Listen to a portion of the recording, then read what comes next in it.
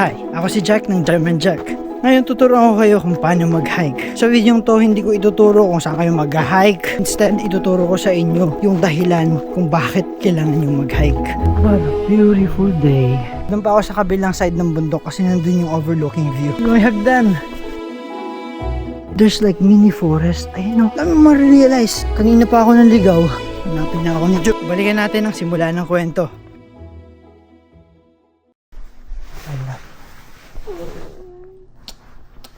Balik ako in an hour and a half. Good morning. I just woke up to one of the most beautiful small town here in Canada. This is actually my favorite so far. Kung usapang bakasyon. Look at the mountains behind me. This beach, this lake. And kung ganong ka-cool tong beachfront street. Samahan nyo ako ngayon. Mag-hike ako. And I'm gonna go see the lookout point somewhere around there.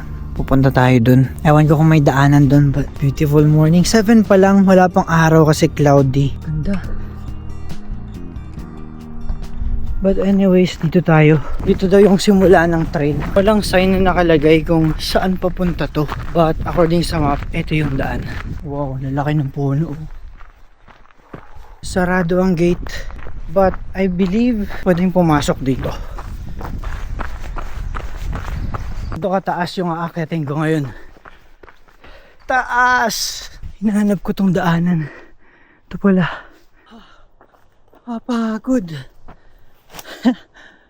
But it's gonna be worth it. Alam ko, sabi nga, pag nakakapagod yung dinadaanan mo sa buhay, mas ramdam mo yung saya sa oras na umukay na ang lahat. And that is what's happening sa buhay namin ni Jam.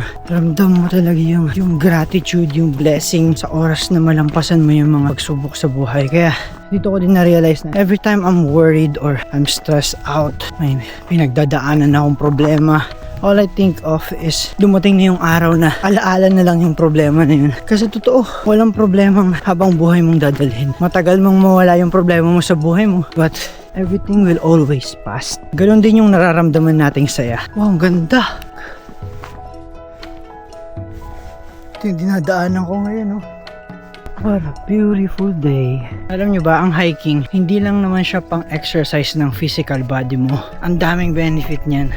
Kung isipin mo, compared sa pagtakbo lang sa loob ng city, running in nature or kahit maglakad lang, mag-hike ka, ang daming benefit na pala makuha. Aside from physical exercise, meron kang makukuha ang mental exercise. Kasi mapaisip-isip ka, ma-wind up yung tumatakbo sa isip mo, makakalma mo yung isip mo pag may problema ka. And then, you can also benefit from it sa spiritual mo. You get to reflect sa mga nangyayari sa buhay mo. It's time to be grateful in life since wala kang cellphone, walang distraction. Ano ba? Maganda kasi pag nag-hike ka, you get to discipline yourself. Not doing anything but maglakad lang, tapusin lang yung trail. And aside from that, nagbe-benefit ka din sa mga makikita mong magandang view. And yung oxygen level dito sa loob ng mga kagubatan, sobrang sariwa compared pag nasa city lang tayo. Kaya sa maganda rin na every once in a while we get to treat ourselves na gawin tong gantong mga bagay. Ilang kilometro pa?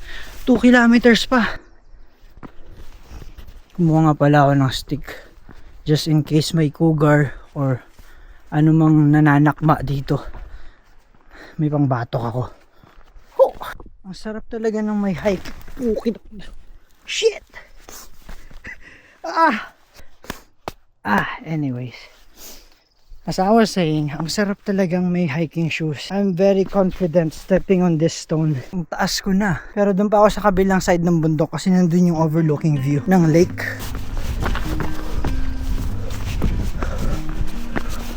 Pasok na tayo sa kagubatan.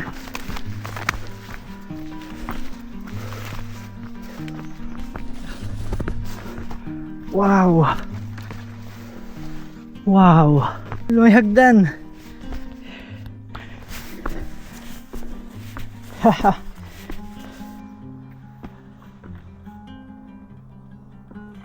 Hindi ma-describe dito sa video yung ganda na makikita ko ngayon. Wala pa ako sa destination.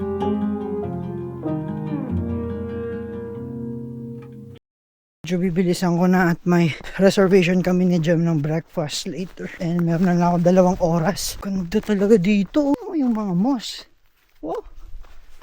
Pag mag-hike ka, appreciate mo itong mga to. Wala niyan sa bahay mo. Kung isipin mo, yung Earth, meron siya mga forest, di ba? Sa loob ng mga forest, there's like mini forest. Ayun o.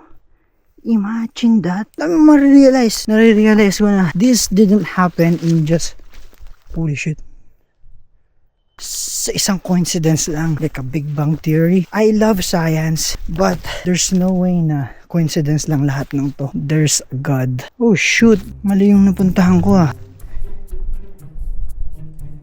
Ang layo pa. Walang view. Try natin, konting push. Wala, hindi ko na mapupuntahan yung viewpoint ng lake dahil naligaw ako. At late na rin ako, 8 na. May lakad kami ni Jam mamaya, kaya balik na ako. Kung wala akong map, kanina pa ako naligaw.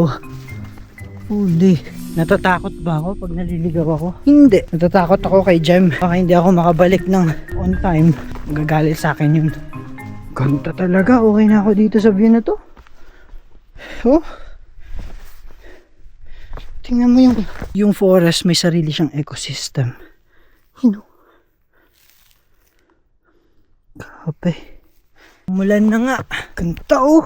Nga pala, pag mag-hike, always expect the worst case scenario. At lagi kang handa sa mga wild animals, sa tulad nun, and sa mga range of weathers like this. Pabalik na ako at sobrang layo pa pala ng viewpoint na gusto kong makita. Yung kita sana yung lake. Ang viewpoint lang na meron ako ngayon. Eto. Hanapin na ako ni Joe. Dulas na. I have 30 minutes. Yung paakyat ko kanina 1 oras. Ngayon pababa, mabilis na lang to. Magti-trail run ako. Hoka, please sponsor me.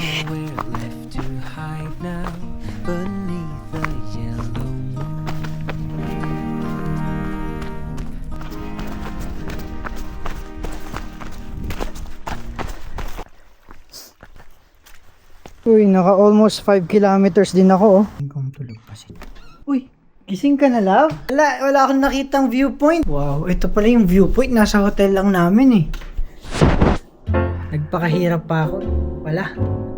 Now I'm gonna show you what I bring in my hike. Una, beanie, kasi nakikinig ako ng pantropiko. And then I have this bag. Maliit lang na bag na nabili ko sa Decathlon. Murang-mura lang to. Sa halagang $9. 9 ba?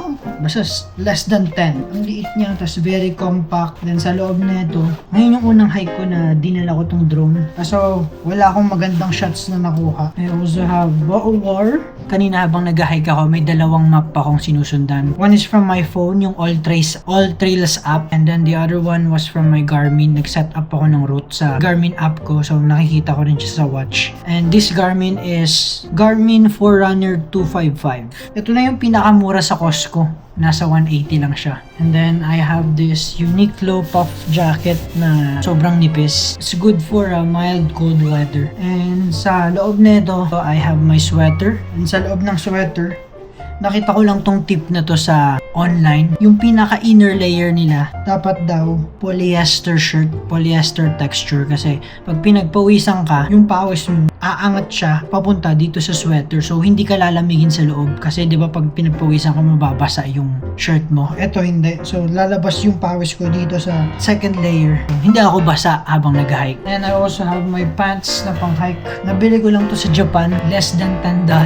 Muji pa yung tatak. And I have my hiking shoes. Bili sa akin ni Jam. This is the Hoka Speed Goat 6 na Gore-Tex. Gore-Tex means waterproof siya from here to here. Kaya kanina umulan and basa yung nilalakaran ko. Nakatulong siya, dry yung medyas ko ngayon. If you really wanna start hiking, I recommend na just go. Kahit anong damit mo, kahit anong sapato. Siguro start with running shoes. And then, kung maisip mo man na gawin na siya madalas, pinakaunang bagay na mag-invest ka is sapatos. I'd say, go for a trail running shoes. Kasi mas compact siya, mas all around. Mag-cold plunge lang muna ako ah. Yung hotel namin, beachfront, but we have to cross the road. Ang lamig. Lamig.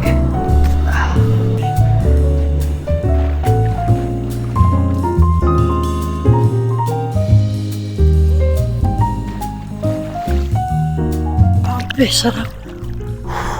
Lamig. Lamig. Pero ayos to ito ginagawa ng mga athlete, cold plunge. Hot tub na. Grabe yung sarap sa feeling ng cold plunge. Ano mo yung pagkaahon mo? Parang ang gising na gising yung bawat cell ng body mo Dito pala kami nagstay Now the hot tub. 15 minutes. Grabe sarap. Paano ba yan? Hanggang dito na lang. Tinuro ko tong hike sa inyo kasi hiking is one of the things na ginawa ko para sa self-improvement. It's kind of a challenge na magandang gawin sa buhay mo. Lalo na if you feel like you're very down there, gusto mong umangat sa buhay, go improve yourself. At isa lang tong hiking sa mga ginagawa ko na nakatulong para sa akin to have a better lifestyle, to be connected more sa nature. Ang daming aspect ng buhay na kailangan nating i-improve. Hindi lang sa yung mismong buhay natin yun. We have to improve spiritual, mental, physical, the way we see life, the way we understand things. I'm not saying I'm so good at this. Natututo pa rin ako hanggang ngayon. I constantly listen to educational podcasts, babasa ako ng mga libro, and I think you should do it too. Lalawak yung pananaw mo sa buhay. I hope may natutunan kayo, I-inspire ko kayo, ma-motivate kayo na gumalaw. I'm here! Maraming salamat sa panonood.